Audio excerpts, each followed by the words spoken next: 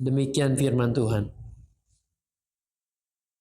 Berikut ini firman Tuhan kepada Yeremia mengenai musim kering. Yehuda berkabung, pintu-pintu gerbangnya merana, dan dengan muram terhampar di tanah, jeritan Yerusalem naik ke atas. Pembesar-pembesarnya menyuruh para pelayannya mencari air.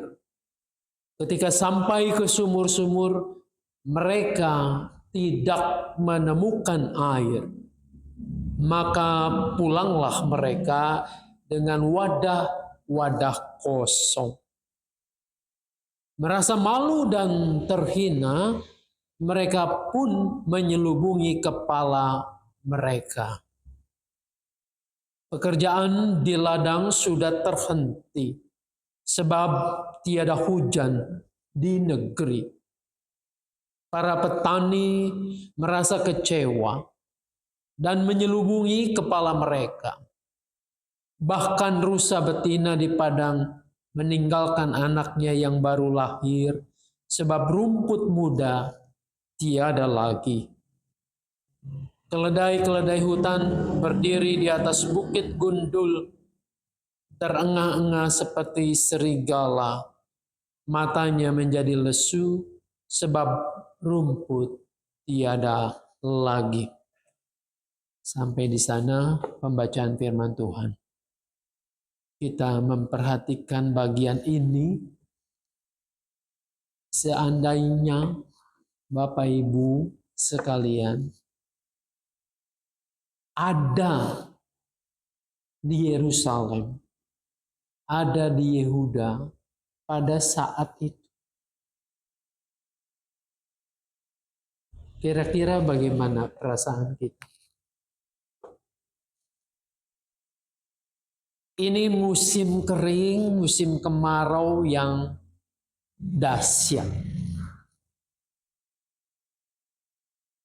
Kekeringan melanda negeri itu.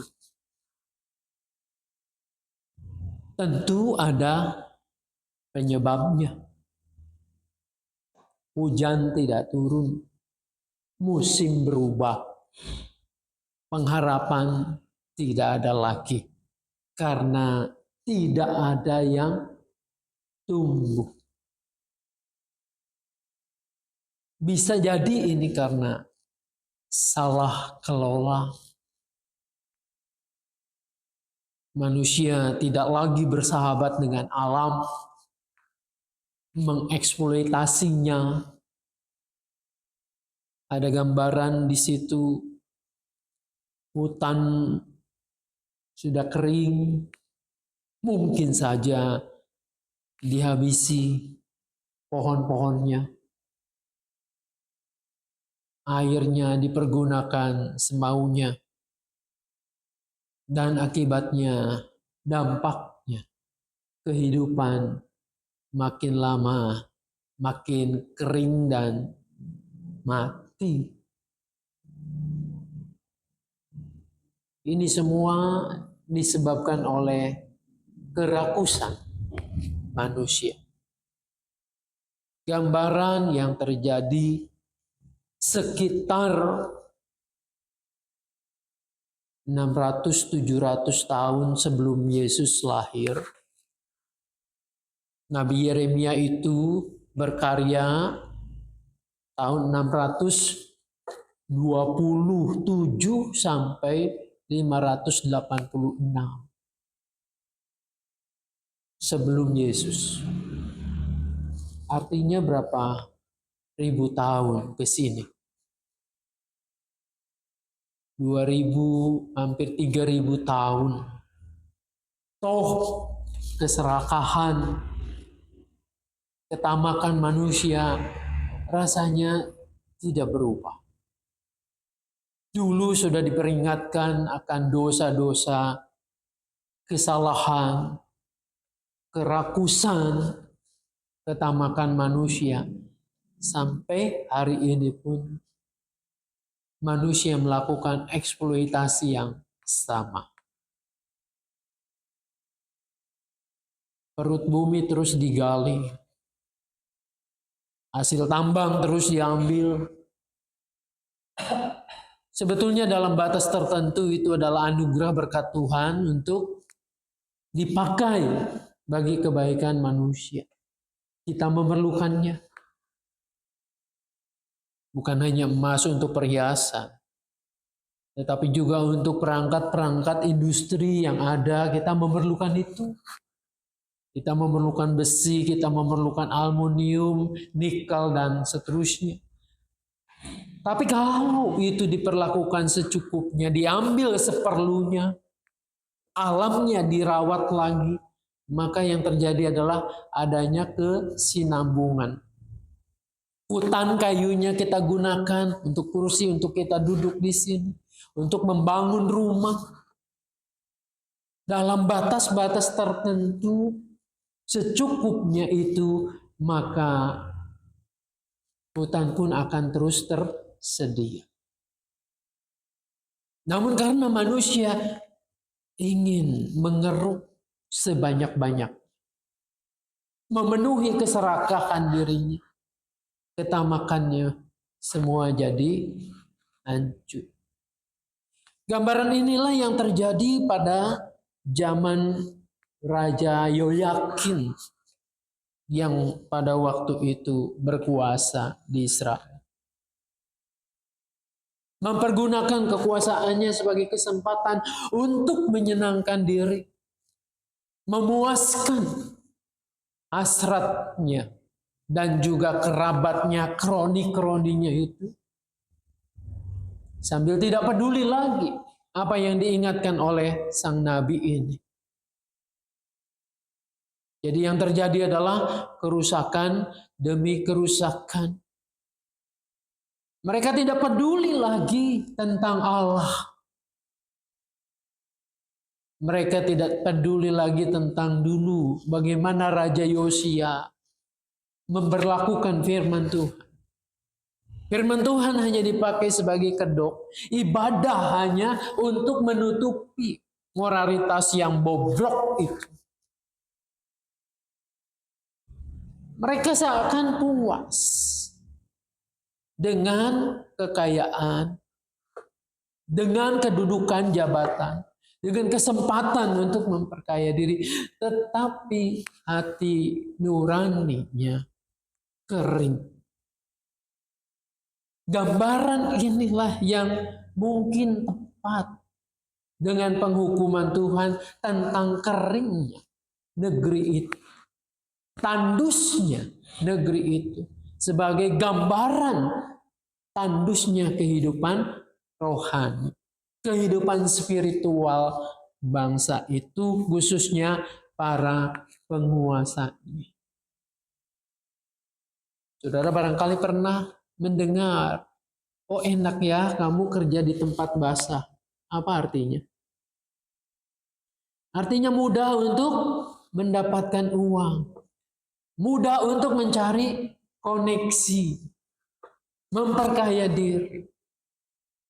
Pada zaman itu juga sama. Seolah-olah mereka awalnya basah dengan kekayaan.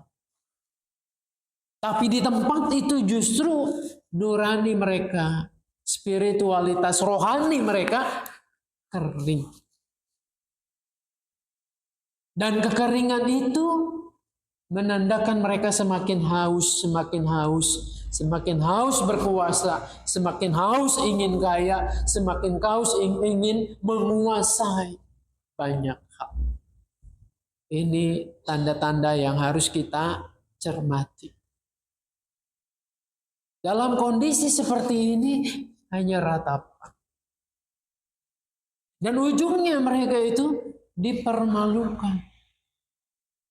Para tuan-tuannya menyuruh hamba-hamba bawa wadah tempat, tempayan kah, kalau zaman sekarang ember kah, untuk mencari sumur dan mengambil air. Tetapi mereka harus pulang karena mata air kering, sumur tidak ada yang bisa mengeluarkan air. Mereka menutup wajah dan mereka malu. Inilah juga yang sedang terjadi dengan bangsa kita. Mungkin dipermalukan dengan itu. Kita kaya dalam segala hal. Berbagai mineral ada di Indonesia. Hutannya lebat, lautnya kaya raya. Tapi kenapa kita harus mengemis ke bangsa lain? Untuk menutupi hutang. Belakangan untuk menutupi hutang WUS itu aja. Kita sudah kalang kabut dengan itu. Padahal kita menjadi negara yang kaya. Kerakusan inilah yang justru terus dilanggengkan. Sudah tahu akhirnya kemana. Bangsa itu, umat Tuhan ini dijanjikan tanah yang berlimpah dengan susu dan madunya. Artinya di kawasan Timur Tengah itu mereka ditempatkan di negeri yang baik. Tapi kekeringan melanda. Bencana terjadi. Satu hal, keserakahan manusia. Kehidupan moralitas yang tidak baik. Menyepelekan firman Tuhan. Membelakangi kehendaknya. Dan mau mengumbar nafsunya sendiri yang mengakibatkan bencana. Apa yang harus dilakukan? Sang Nabi berteriak, kembalilah kepada Tuhan. Berlakukanlah firman-Nya. Perlakukanlah orang-orang di sekitar sebagai saudaramu sendiri. Jangan engkau menindas. Jangan engkau menganiaya mereka. Jangan memakai kesempatan berkuasa sebagai pemuasan diri. Tapi apa enak ketika orang ditegur demikian. Sama ketika pada saat ini, kalau orang demo berkuasa kepada pihak penguasa, menyerukan yang benar, yang baik, ditangkap, diadili. Yeremia sama, ditangkap, diadili, hendak dibunuh, disingkirkan. Mereka hanya menuruti suara nabi palsu yang mengatakan tenang, ini tidak apa-apa. Tuhan masih memberkati, kita masih dalam kondisi aman-aman saja. Begitukah yang terjadi? Saudara, kita melihat bagaimana kesudahannya. Di penghujung karyanya, Nabi Yeremia ini 587 sebelum Kristus lahir. Nebukadnezar bangkit, negeri ini dibuang. Tidak ada lagi sama sekali kekuatan dari mereka. Yang dulu pernah memunculkan pahlawan-pahlawan. Sekarang mereka harus takluk dan harus mengabdi kepada Babel. Kita kan tidak mau seperti itu. Saudara-saudara, marilah sedapat mungkin kita hidup benar di hadapan Tuhan. Jangan serakah, jangan tamak. Cukupkan dengan apa yang ada. Mungkin kita mengatakan di sini, kita kan masyarakat kecil, kita kan warga kere. Tapi marilah kita berlatih. Mensyukuri apa yang Tuhan percayakan. Jangan silau dengan kekayaan orang lain, dengan harta benda orang lain. Berlakulah jujur, setia pada firman Tuhan. Dia pasti mencukupkan. Itu janjinya. Sang Gembala baik akan memberikan apa yang kita butuhkan. Bukan apa yang kita inginkan. Tapi Dia akan memelihara kita seperti kawanan domba gembalaannya. Biarlah kita menjadi domba-domba yang baik. Tuhan Yesus memberkati kita. Amin. Mari kita berdoa. Bapa di dalam surga, terima kasih.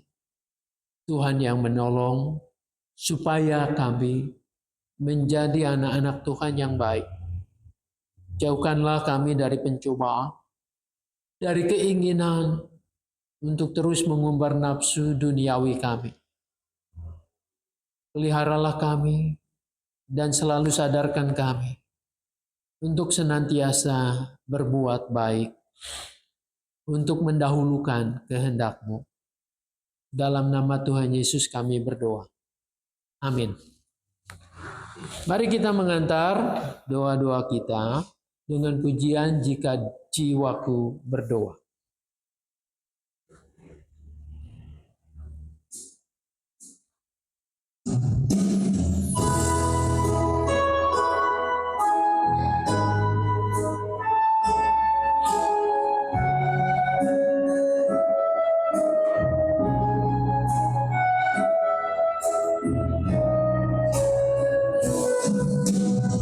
Jika jiwaku berdoa kepadamu,